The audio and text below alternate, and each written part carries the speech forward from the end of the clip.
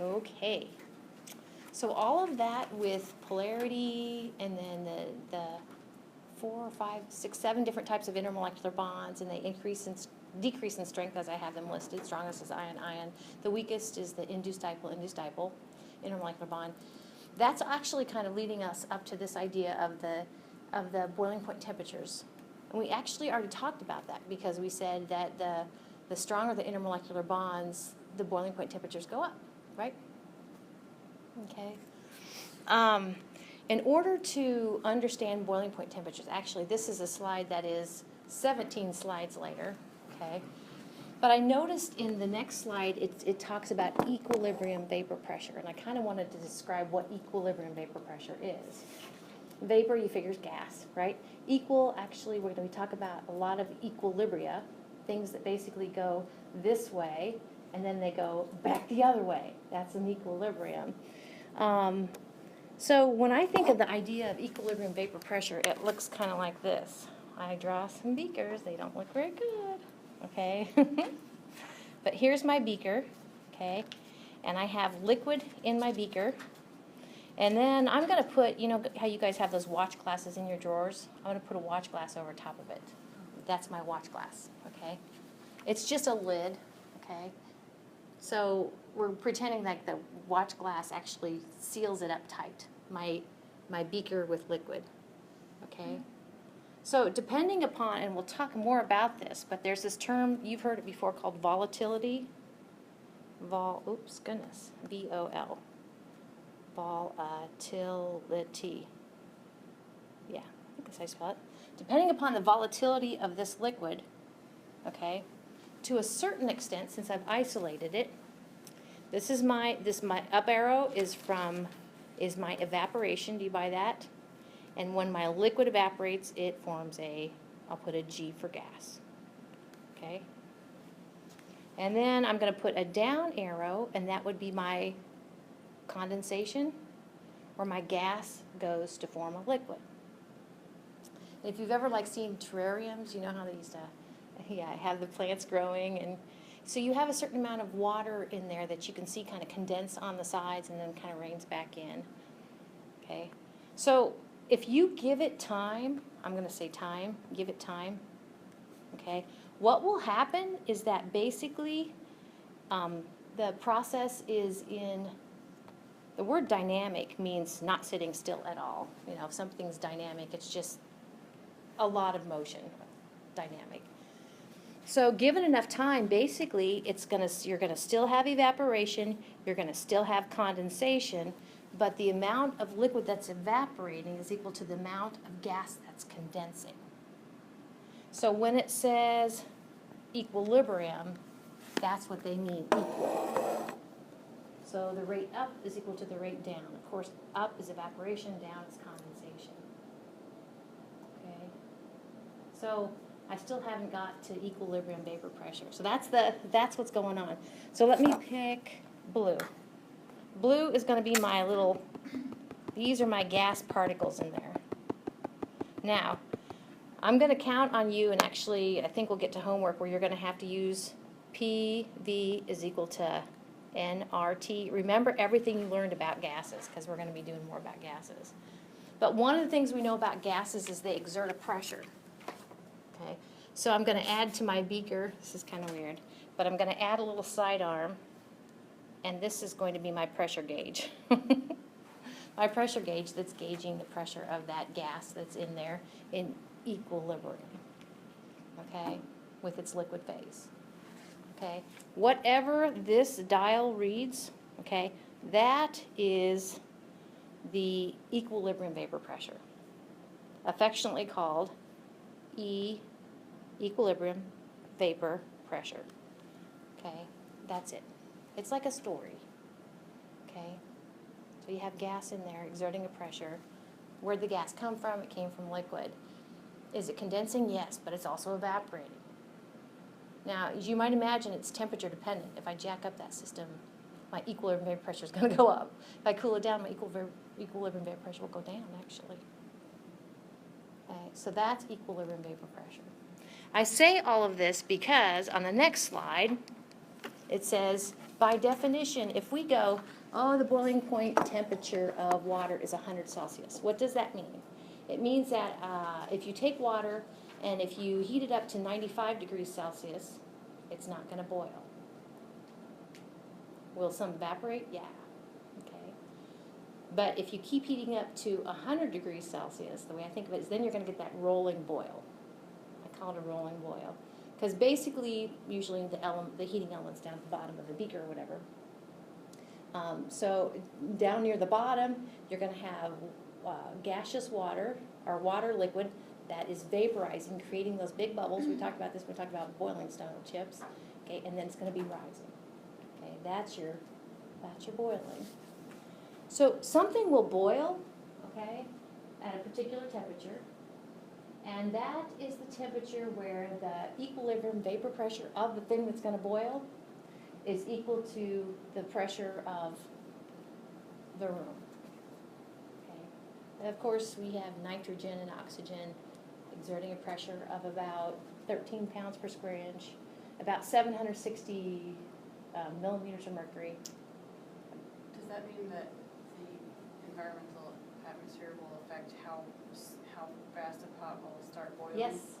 Even though it's come to the same temperature, but sometimes it takes Yeah. forever, and sometimes it takes Yes, you're totally right, because like, have you ever heard if you're going to fix macaroni and cheese on a mountaintop at upper elevations? They have special instructions. They have special instructions, Yeah. exactly.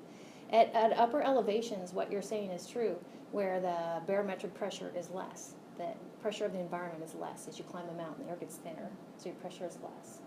And so, yeah, it will boil at a lower temperature. So that's why if you put salt in it, it elevates the boiling point temperature. We're talking about that too in this part. A little bit of salt just kind of contaminates your water. Not bad for macaroni and cheese too.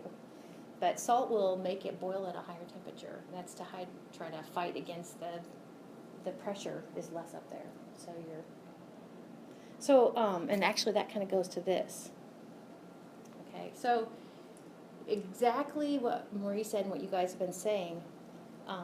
Depending upon what the pressure of the environment is, it's gonna boil at a different temperature. So normal boiling point temperature assumes that your barometric pressure is about 760 millimeters of mercury. Okay, which isn't bad.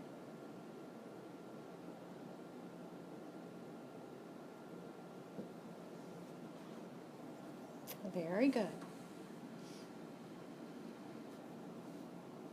So, and this kind of goes back to what we talked about before, is we've been talking about intermolecular bond strength, the number of intermolecular bonds, its intensity. The more or the stronger the intermolecular bonds, then the higher the boiling point temperature. And remember, we can get that in an assortment of ways, right? And then back to General Chemistry 1, we talked about kind of along with vaporization is what we call the heat of vaporization, or delta H vap, the heat of vaporization. The latent heat of vaporization, it's all the same thing, delta H vap. And again, it's the amount of, if you're going the direction of liquid to gas, it's the amount of energy you need to put in. And it's either given in units of energy per gram of liquid or units of energy per mole of liquid. Units of energy you need to put in order for liquid to go to a gas. What did I put new stuff up there? Okay. So back to your liquid. If your liquid particles are stuck together with strong intermolecular bonds, then your delta H vap is going to be high.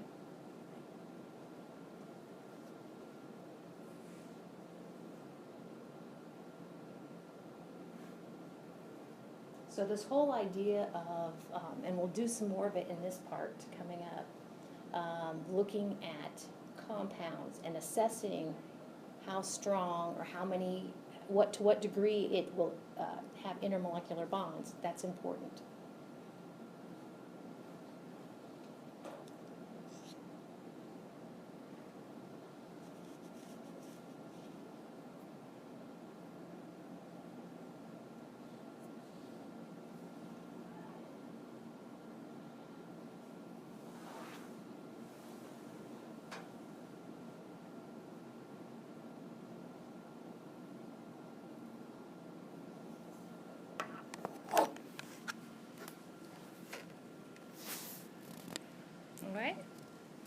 So these green dots are for a given substance. If you were to go out in literature and grab their boiling point temperature, and you were for that same substance, that same liquid, to go ahead and come and grab from literature its heat of vaporization, they correspond pretty well. So that's just to say that the higher the boiling point temperature, the higher the heat of vaporization. Not bad. You would hope for a straight line, but it's sort of straight.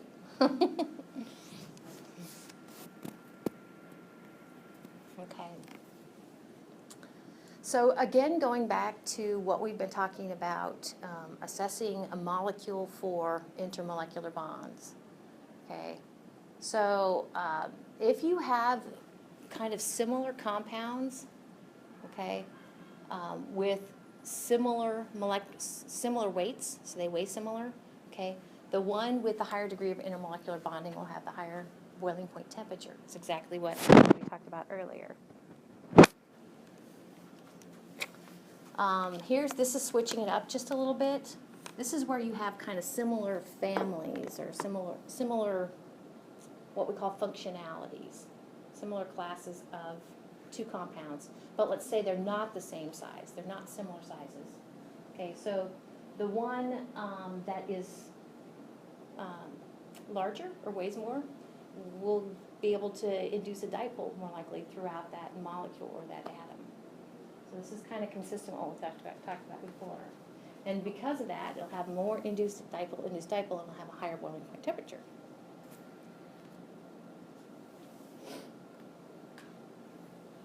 Okay, so like this says in parentheses, the whole size the larger size gives you more ability to induce a dipole. Then it looks like I have this kind of different sort of font down here at the bottom. I can tell it's a different, I did add something to this line at the bottom too. So the larger the molecule, the more those dispersion forces or London forces. But I do have soon in the notes to kind of address this idea that it's not really, I'm going to warn you, it's not really weight, okay, but actually kind of what functions into weight, because sometimes they're the same weight, but they're kind of arranged differently. And with different arrangements, they actually get different surface area. So doesn't it make sense? We're going to basically, I'll tell you the two kind of sizes. They're the same weight, or shapes. Different shapes are, you have one that's nice and long, and then you have one that weighs the same, but it's all balled up. Okay, actually the one that's nice and long, it's really easier to induce a dipole. You can have a partially positive, partially negative. Okay, but the one that's the same weight, that's all balled up, actually has less surface area. It's kind of, I'm like, it's the same, but anyway, less surface area, it's all balled up. And it's hard to kind of induce a, okay. So when it's nice and, okay, so surface area is kind of what it is. So here's a couple list of compounds, left and right. I noticed we didn't have to go together and figure out, are they nonpolar or are they polar? That's kind of what these two left and rights are, nonpolar and polar. Notice they're arranged by kind of analogous molecular weights. So we have N2, which is nonpolar, and then we have CO, which is polar, but they have similar molar masses. That's the second column. And then, of course, these two columns kind of go together. For that compound, what is the boiling point temperature and what's the heat of vaporization? And it kind of goes all the way down to Br2 and ICl. But before we go on, do you figure like temperature of this room in degrees Celsius, maybe 20, 25, maybe 22, 23 degrees Celsius, this room, okay, just normal. I mention that because does this make sense if I were to, and actually you kind of have a homework that kind of makes you think through it like this, but if I were to insert maybe, let's just kind of take our nonpolar compounds, I would get like, 23 degrees Celsius. That's room temperature, right about there. So I mention that because does this make sense that, let's see, if you're like me, the negative temperatures kind of just throw me off. Like, okay, so negative 90, that's negative 90 Celsius. That's pretty cold. Okay, negative 112, that's even colder. Okay, negative 196, that's even colder. So the point here is that, can you see where this germanium hydride or whatever, GeH4, okay, at 23 degrees Celsius, it's going to be a gas. It's going to be a gas. Why? Because it would go ahead and begin to boil at negative 90. It's its normal boiling point temperature. Does that make sense? What do you think BR2? Under at 23, it's still liquid.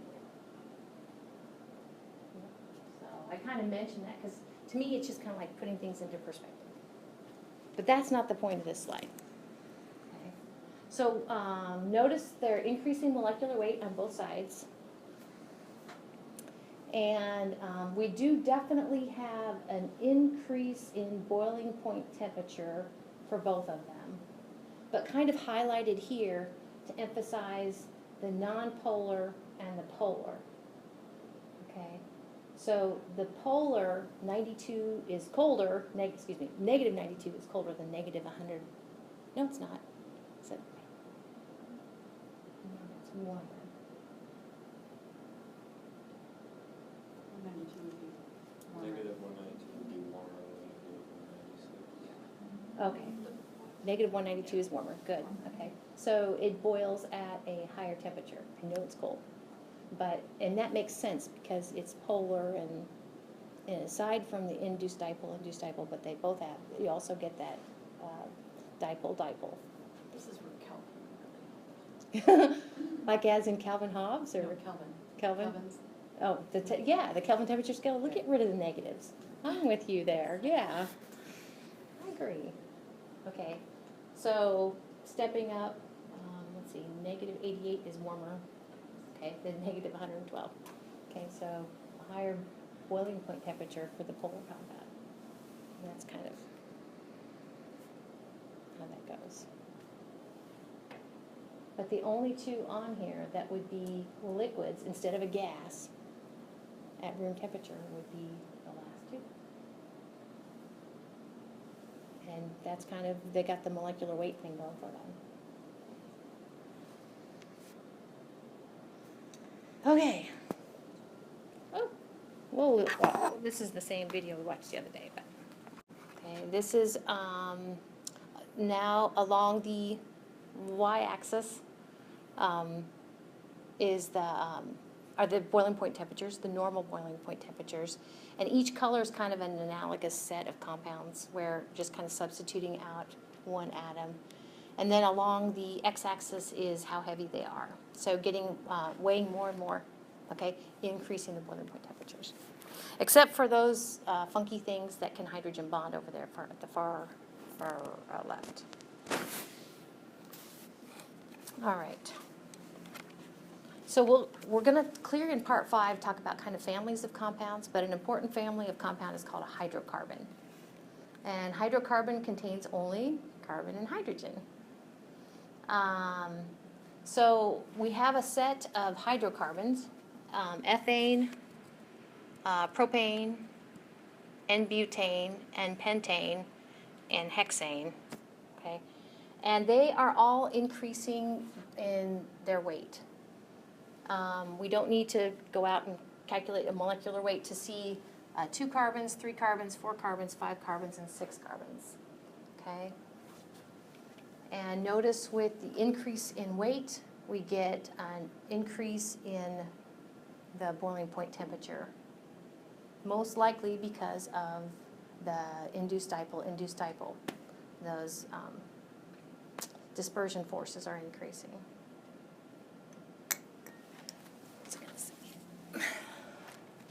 Must not have been too important. All right. So hydrocarbons contain only hydrogen and carbon, but there are different types of hydrocarbons. One broad type of hydrocarbon is called an alkane. Oh, yeah, an alkane. If you want to, I know what I was going to do. At the previous slide where it said hydrocarbons, if you want to put equals nonpolar, you can. On the previous slide. hydrocarbons equals nonpolar, that would be great. Alkanes are generally nonpolar, and actually this gets to kind of what I mentioned yesterday, or you know what I mean, last time we were here together. So this is what I mean to say here. So basically, if you had, for instance, butane, which has 4 carbons, it kind of ends up kind of bending like this. There's my 4 carbons of butane. And then here goes, each of those little things has a hydrogen, hydrogen, hydrogen. We have 2 hydrogens on, we have 2 hydrogens on the center carbons, and then we have 3 hydrogens on each of the end carbons. And what I tried to say the other day is that if you look at the electronegativity of carbon, it's higher than that of hydrogen. So you definitely have a polarity associated with each one of these chemical bonds. Each one of these chemical bonds is polar, but it's not very polar. So when you look at the net dipole moment, this thing is nonpolar. Okay? All right. So your best bet is to, if you want alkanes or hydrocarbons to stick to each other, your best bet are those dispersion forces. And they are affected by molecular weight, okay? More specifically, like I said, it's not about size as much as it is about surface area. And this is where I'm going to show you some examples of where the hot dog one has more surface area one and more ability for dispersion forces to work. Where the ones all balled up, not so much. Okay, so it's the surface area, not as much as the molecular weight. So the greater the surface area, then the more the stronger the intermolecular forces. And the stronger the intermolecular forces, because the greater is the surface area, then you're back to what we've been talking about. More intermolecular forces, or stronger intermolecular forces, means a higher boiling point temperature and a higher heat of vaporization. So remember, those kind of go together.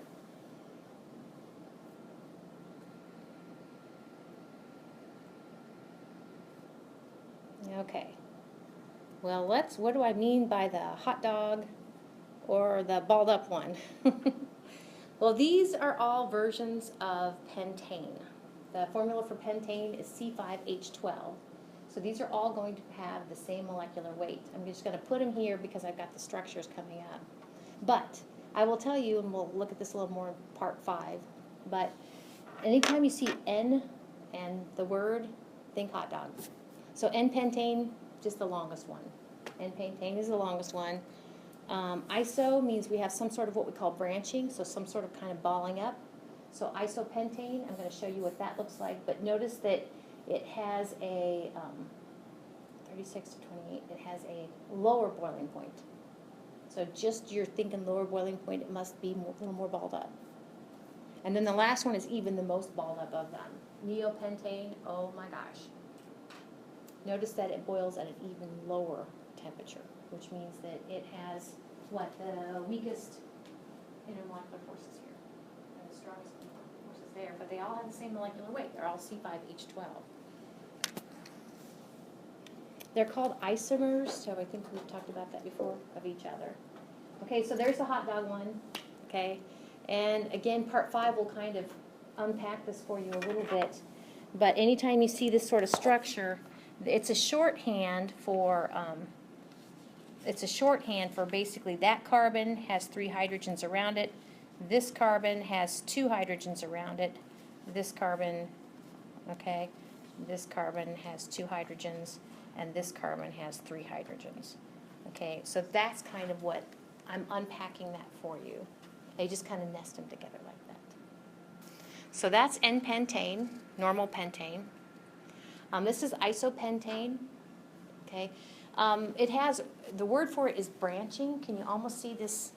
It's got an extra branch here. Basically, it took the end one, okay, and it kind of, I don't know how you want to look at it, or took a middle one and kind of stuck it on the, however you want to say, whichever carbon moved in, it moved in.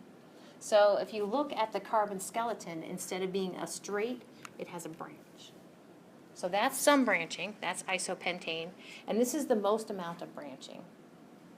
If you look at the carbon skeleton, basically it branches kind of off the center one, if you want to think of it that way. Okay? If you're like me, sometimes I look at these and like, now, are there really, what do we say, 12 hydrogens each place? Yes, there are. They're just kind of arranged differently. Okay, and we said that, there's N-pentane, there's isopentane, and there's neopentane. You can see the most branching here. No branching there. And kind of spatially how it zigzags, that is like, those gray things are the carbon atoms.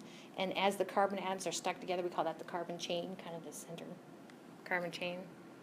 And then this is another kind of configuration, which this looks like really balled up. So this one with the most branching, it's hard to go ahead and induce a dipole. You know, it's all clustered together, you know. That one, not too bad. Okay, so and if it's polarizable, if you can induce a dipole, then it can go ahead and do that important sort of phenomenon to create, and then create those intermolecular bonds. Okay. For similar substances with similar type of molecular bonding, this is just to kind of summarize what we've been talking about. Like if they're all alkanes, like if they all come from the same family, then the more massive, the higher the molecular weight. That will generally increase the boiling point temperature. And just again to summarize the idea about branching that we saw with the isopentane and neopentane. If you go ahead and if you have branching, increased branching, okay, that's actually going to decrease our intermolecular bonds, and it will decrease our boiling point temperatures, just like we saw.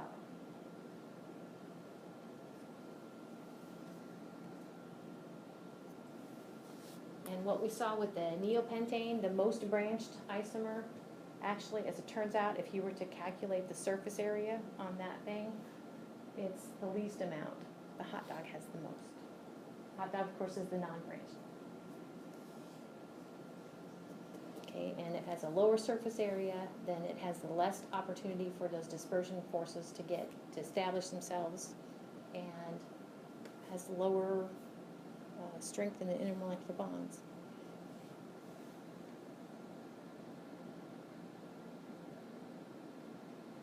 All right. Now what we got? Well, here's another one for you. Now get away, these aren't isomers. These are not isomers. I have 3 compounds up here, and this is one of the things that you're going to want to be able to kind of find your way around. But these are all alkanes, so they're hydrocarbons, singly bonded. N-pentane, normal pentane, hot dog pentane.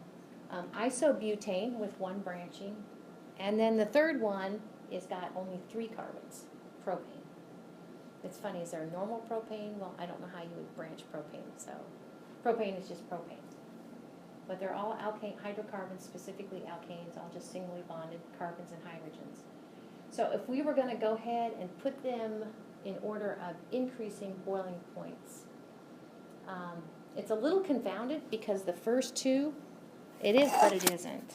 Okay, do you buy this, that these are both the same molecular weight, right? But between those 2, it would seem that this one is going to boil at a higher, does that make sense? A higher boiling point temperature. Cool. All right, so we can put this one as, I'll put it increasing boiling point temperatures. Oh, let's just go ahead and put this as a 3, and I'll put this as a 2. But if we look down here at this one, if we go ahead and compare the 3 carbons, okay, to the 4 carbons, now this is where you're like, well, is it the branching that gets to the isopentane, or is it just the 3 carbons that gets to the propane? Good question. You go with molecular weight first, and then branching. I've never heard it officially said that way, but you do. So if we're doing that, does it make sense that propane would have the lowest boiling point?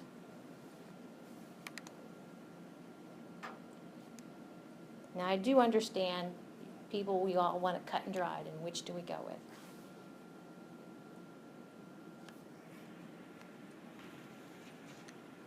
The lowest boiling point is the only 3-carbon one. Okay, the middle one is actually going to be the branched 4-carbon alkane. And then the highest boiling point will be the normal butane. And sorry, I forget that's in there every semester. Okay.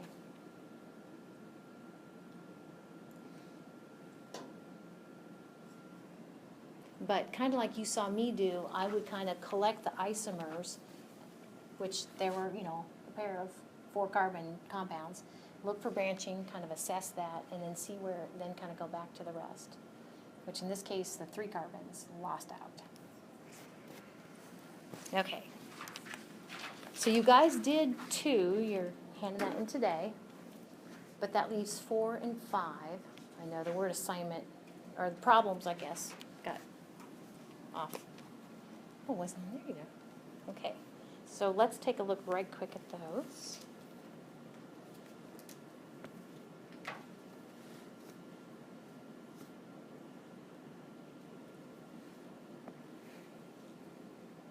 that right? No, that wasn't right. That's the other one. Yeah, cool. So this is number 4. And number 4, they went ahead and drew, it's not really the Lewis structure because you can't see lone pair electrons, but it does show the kind of the spatial orientation of the atoms. In your textbook, they will go ahead and tell you that even though when we did the model kits in the lab, I didn't care what color meant what color meant what element, but black is carbon, black balls are carbon, white balls are hydrogen, and the red balls are oxygen. And you're going to need to kind of know that in order to do this, or for it makes sense, but it is in your textbook. Okay, so my hints, sometimes I overdo it, but I've gone ahead and put an asterisk next to those red, white, which means, of course, oxygen, hydrogen. And that list of intermolecular bonds that I gave you, types of intermolecular bonds, that would be the special case we call hydrogen bonding. So you're like, dude, that's way up there, okay? Because you're supposed to arrange these in increasing boiling point temperatures. I think, is that the other last hint I gave? Oh, no, I went ahead and just broke down. So the whole CS2, I don't know if you can kind of tell it, but the black carbon and the 2 sulfurs, if it's linear like being shown here, the darn thing's nonpolar, okay? And actually D is something we talked about today. That's just an alkane. That is what? Butane, normal butane. Okay, it's nonpolar too. So hopefully that all kind of helped.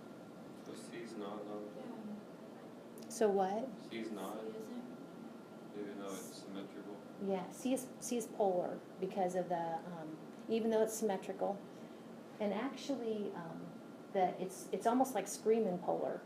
The red is the oxygen and the white is the hydrogen.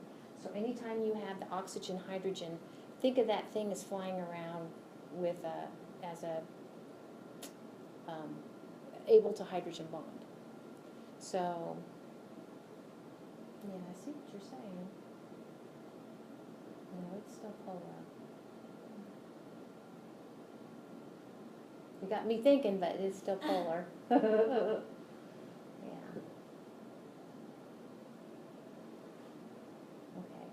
Good point, good question. And I don't know how to kind of resolve that, but it is polar. And did you also say when doing these, you look at the molecular weight first and then the actual, like the size of the molecule? I think my first thing is to go through what sort of bonds do we have in general. Yeah, so bond type. Bond type.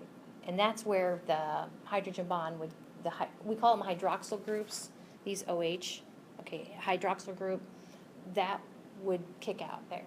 So I would start there. After bond type,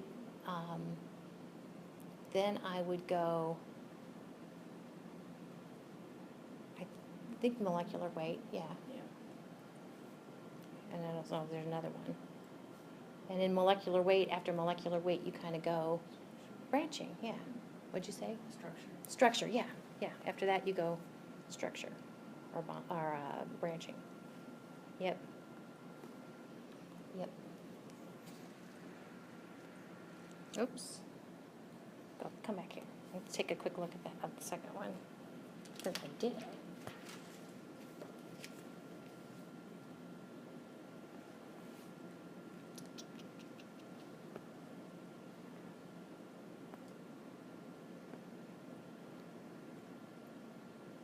Okay. The second one looks like this, where this is where I said, you know, you have a homework that kind of does this. So basically, they're saying there's these three substances, and one of them is a liquid at room temperature. And my hint in purple there is a liquid at room temperature means it has, instead of a gas, by the way, means that that particular substance has more and or stronger intermolecular bonds. So that's kind of what you're looking for. And then my hint was to evaluate them, those 4 compounds, for intermolecular bond strength similar to the previous problem.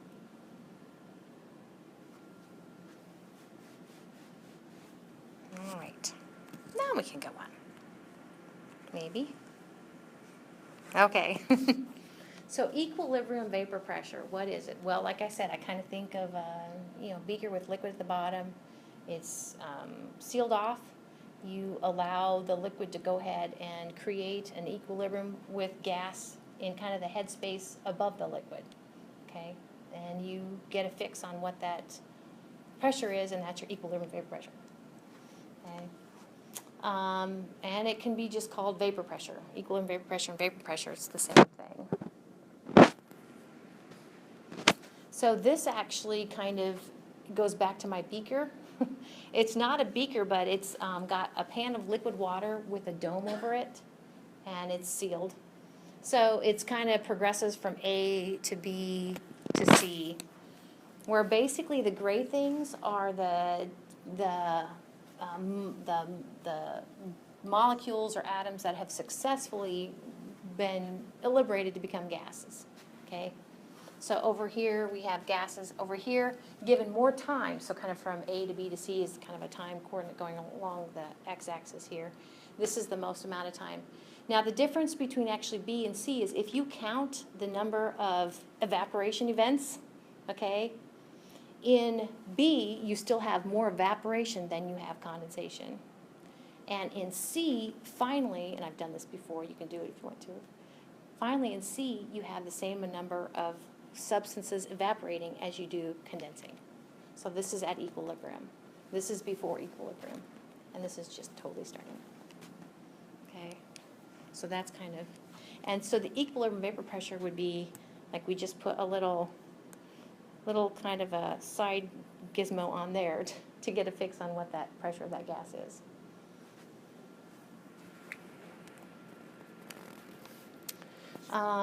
So we can, and I think we talked about this, I don't know if this was recently, actually liquid mercury makes a great way to measure vapor pressure. This actually is just liquid mercury just hanging out, okay?